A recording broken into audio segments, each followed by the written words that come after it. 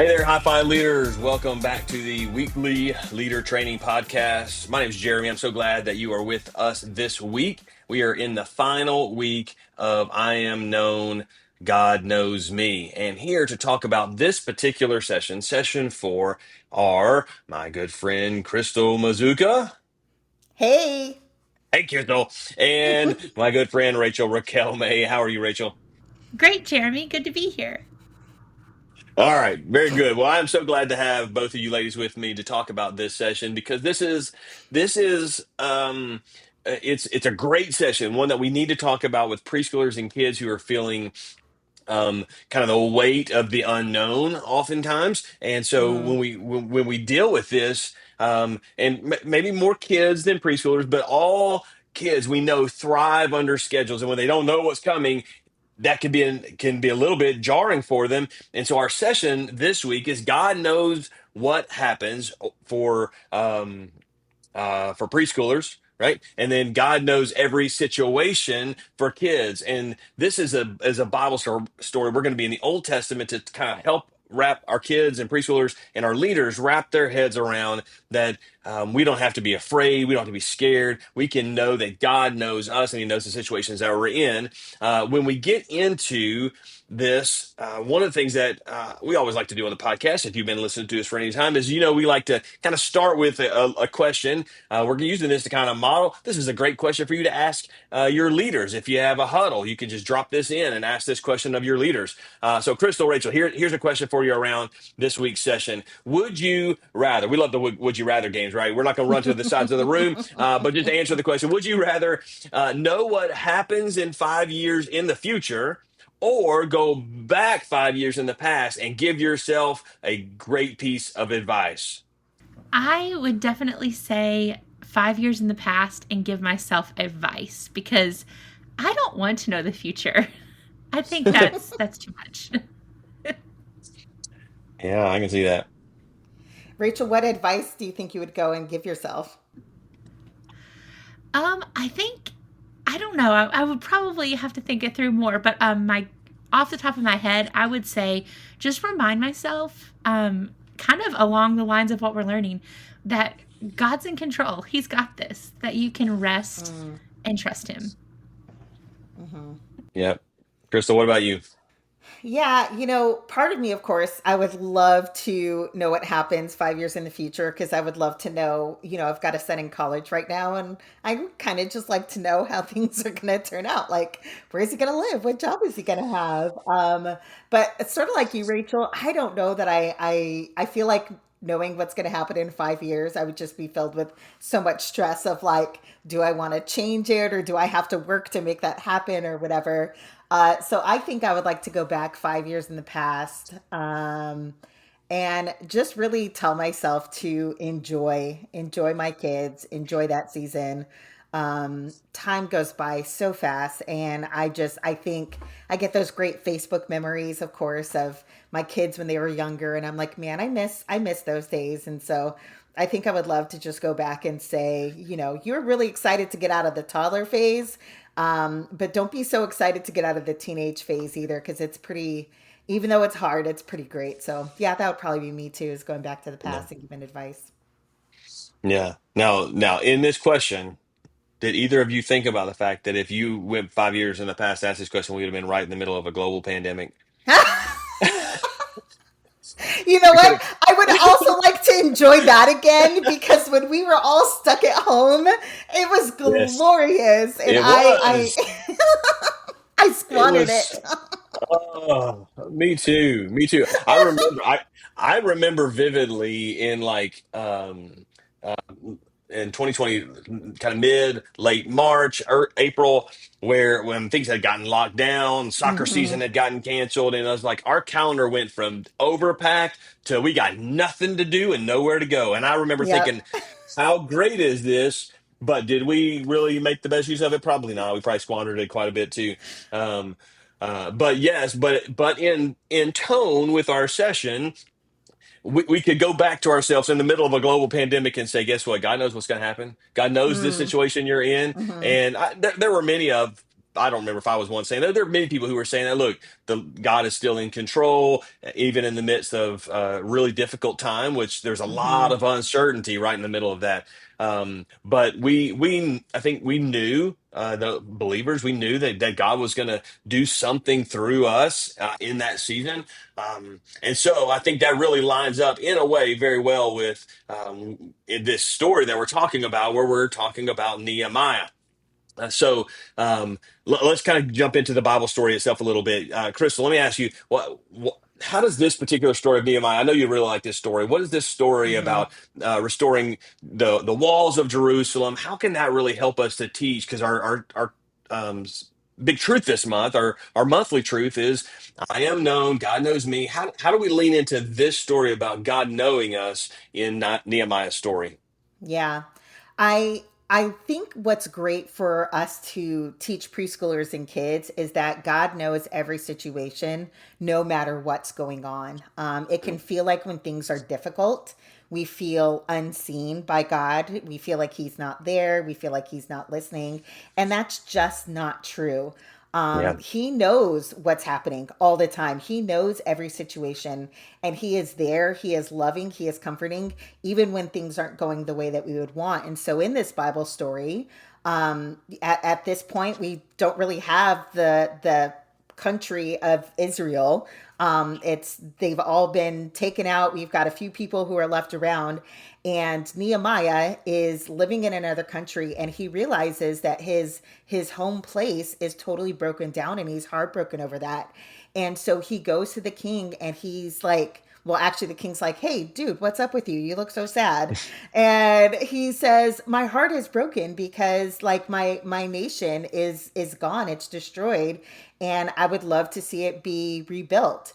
Now, here is the thing. Nehemiah, like that was a risky move. He had no guarantee that the king was going to listen, that the king would care, but God knew what was going on and God gave Nehemiah favor. And the king's like, all right, whatever you need, go start rebuilding. So at that point, it seems like, oh, it's great. Like God knew the situation and he answered Nehemiah's prayer Hmm. and everything went well. But we keep going in the story, and that's not exactly what happened. So he gets there, they start rebuilding, and these men from other places are like, we don't like that you're doing this, and so they are actively trying to stop and discourage the workers from continuing this work. And so again, like Nehemiah, he cries out to God, and I think what's important to notice is that it's not like these men just go away, but God gives the people the strength and the courage to endure and keep going. And so that's what I think we want preschoolers and kids to know is that like God knows every situation and he is with us in it. It doesn't mean that the situation is going to be great. It doesn't mean that everything is going to be better and go the way that you want, but you can know that he sees what's going on. He knows what is happening and he will give you exactly what you need in the situation. Might not be what you want, but he will give you what you need, just like he did for I just said Jeremiah. Nehemiah. I am reading Yeah. Jeremiah in my own quiet time, so that's why I have Jeremiah on the brain. But Nehemiah, Get all those Aya guys yeah, out there. Nehemiah, Jeremiah, Isaiah, all these guys. All right, good. That's really helpful, Crystal. I think this is a great story for us to point ahead because a lot of times, and this is just our probably our human nature. We want to say, okay, God knows every situation. God knows what will happen. Equal sign, it's going to be okay. God's going to make things mm, great. The situations are going to change, and that's not mm, always an equal sign in yeah, that. And so, I think our preschoolers, even and our kids, they need to hear this from us that God knowing a situation doesn't mean it's going to be bad. It also doesn't necessarily mean that it's going to just He's going to change the whole situation and make it good. I always like to go back to. I think like Psalm 23 that has nothing to do with this session, but go back to Psalm 23 says as that he's with us as we walk through the darkest valley. Is that it's not Mm-hmm. that he leads us around the darkest valley, he goes with us through the dark valley. And so sometimes God just wants us to feel his presence and feel known by him in that moment. And I think we see some of that in Nehemiah's story of Mm-hmm. he doesn't always change all the situations. God's working. We can see God working and delivering through the king's blessing and the work that's done on the walls. And I think part of that story of Nehemiah is just saying, like, God is saying, I'm here with you. I know you. I know what you need, and I'm right here with you Mm-hmm. as you're going through it. So don't be discouraged. Yeah, those are really good encouragements. Hey, Rachel, how can we kind of maybe in a little more practical sense? How can we teach this? How can we teach preschoolers and kids what it means to turn to God, to trust in God, no matter what, whether the situation becomes good, whether the situation maybe is a little bit challenging? How can we teach preschoolers and kids to trust and to turn to God? Yeah, that's a great question. And I think as we talk through even what we have learned about Nehemiah, I think it can help give preschoolers and kids the steps, to kind of know like, oh, these are practical things I can do, because we see Hmm. Nehemiah before he even talks to the king. He prays and he fasts and he goes to God whenever he has a concern. And I think that's a great thing to just share with preschoolers and kids that we can do. Like when we are in a situation we don't know what to do, and we can go to God directly and we can lean into him and we can talk to him. And I think that's a great thing to explain and to point out, even in this Bible story, as a first step.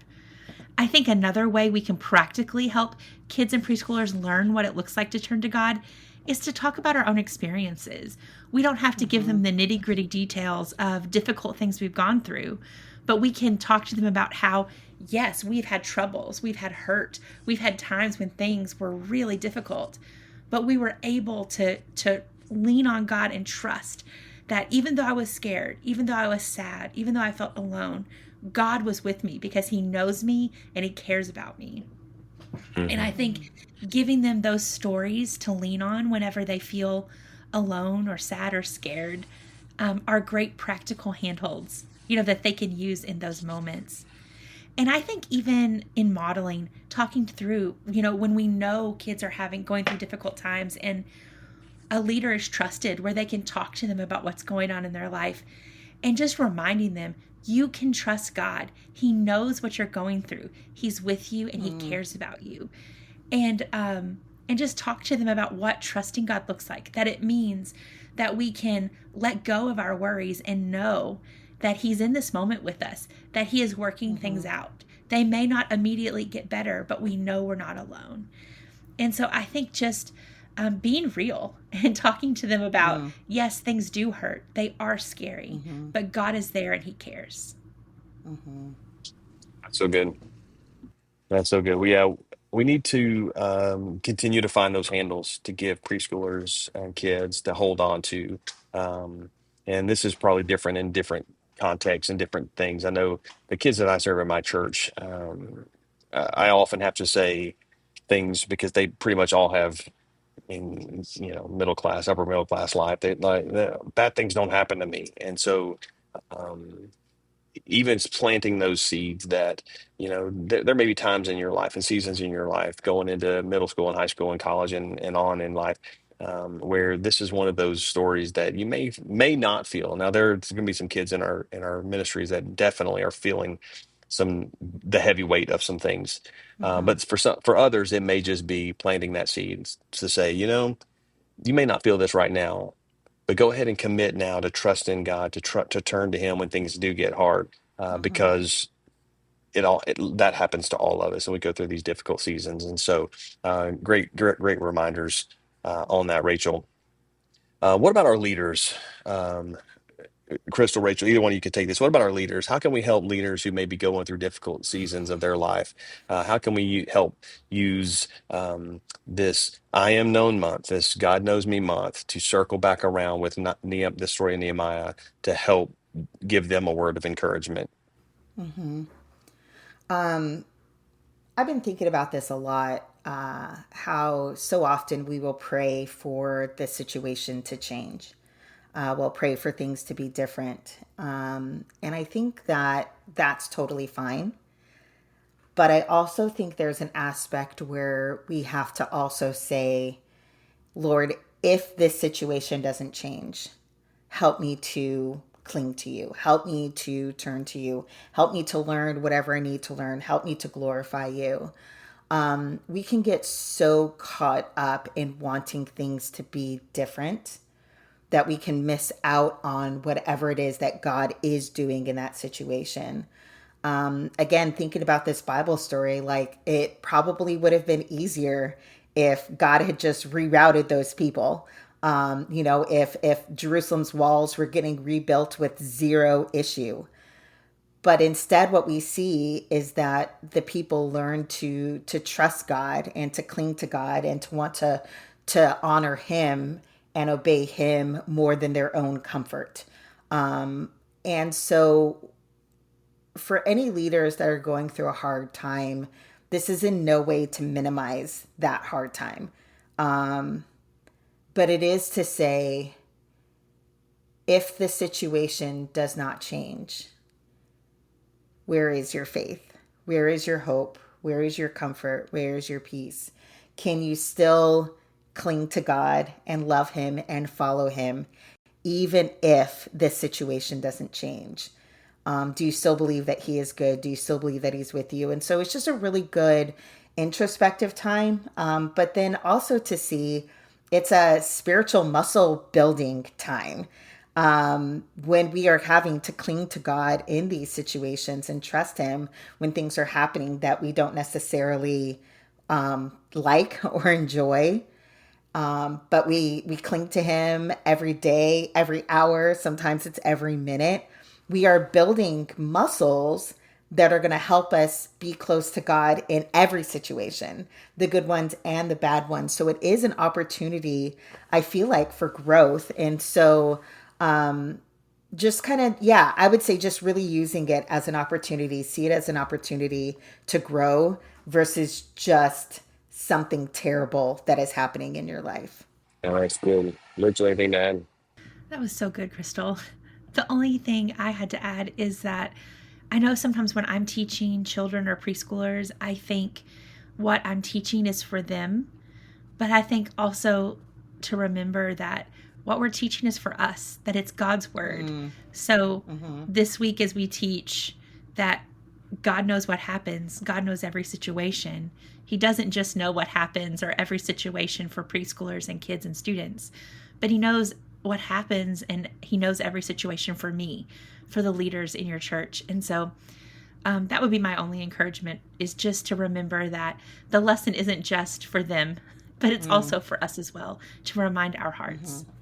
Very good, very good. We always need to not we need to be careful, ministry leaders, listeners. We need to be careful not um, to fall victim to that mindset that Rachel was just talking about. How when we're in something, what is the Lord teaching us? And then, if you are the key leader in that group, are you thinking? Um, uh, your leaders, your volunteers that you serve with, they're bringing stuff in on Sunday morning, on Wednesday night. They're bringing things in with them, and so this idea of belonging that we talk about so much is not just for the kids. It's certainly there for them, but it's also for our leaders, which is why we have leader training and family events and all these other things that we have with High Five, because we want to make sure that through every season and every situation, we're able to help our leaders know that we're there for them, that we want to give them a word of encouragement, prayer for them, um, and so absolutely great stuff, ladies. Thank you for those insights. All right. Well, just in a couple of weeks from now, you're going to find that we are gathered together in Nashville, and our Hi-Fi team will be there. Many of our other publishing teams will be there, and so we would love the opportunity to connect with you. We can do that in person at our Edge Conference, October 27th through 29th. We'll be in Brentwood, Tennessee, and we would love to have the opportunity to meet you in person, hear the stories about how God is connecting and creating that sense of belonging and identity in your ministry. So hope to see you there. You can find out more and register at etchconference.com. You can find out about all our speakers and all the great things that are happening. We'd love to see you there at Etch in October 27th through 29th. Hey, listeners, thank y'all for being with us today. And we are praying for you as you go into this last bit of September in these last sessions. Crystal, Rachel, thank you. And leaders, until next time, we're praying for you.